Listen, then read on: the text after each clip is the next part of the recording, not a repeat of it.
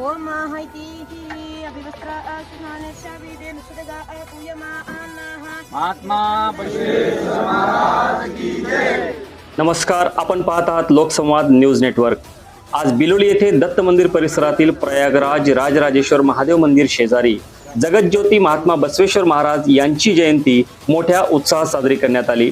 याच जयंतीचे आणि अक्षय तृतीयेचा शुभ मुहूर्त साधून मंदिराच्या बाजूला महात्मा बसवेश्वर यांच्या नियोजित पूर्णाकृती पुतळ्याच्या जागेचे भूमिपूजन तमाम समाज बांधवांच्या हस्ते अत्यंत मंगलमय वातावरणात पार पडले।